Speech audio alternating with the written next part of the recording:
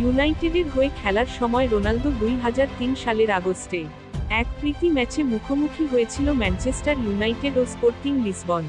স্তাদিউ Jose আলভালাদে স্টেডিয়ামের উদ্বোধন উপলক্ষে আয়োজিত ম্যাচটিতে ক্রিস্টিয়ানো রোনালদো নামের এক কিশোরের খেলা দেখে মন্ত্রমুগ্ধ হয়ে গিয়েছিলেন ইউনাইটেডের কিংবদন্তি কোচ স্যার অ্যালেক্স ফার্গুসন।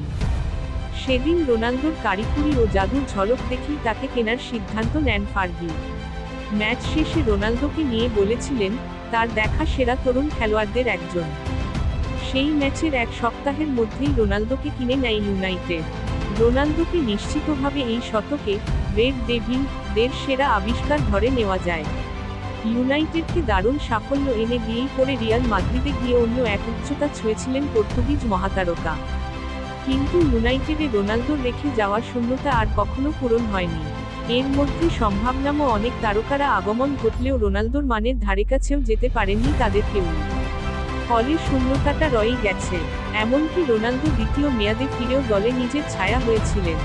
তবে এবার রোনালদোর শূন্যতা পূরণে মরিয়া হয়ে মাঠে নামতে যাচ্ছেন ইউনাইটেডের নতুন কোচ রুবেন আমোরিম। রোনালদোর মতো আমোরিমের বাড়িও পর্তুগাল। জাতীয় দলে সতীর্থ হয়ে একসঙ্গে খেলেছিল তারা।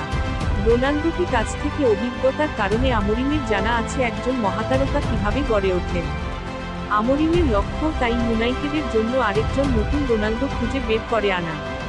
শুধু এটুকুই নয়, আমোরিম নতুন এই রোনালদোকে তুলে আনতে চান তাদের জন্মভূমি পর্তুগাল থেকেই।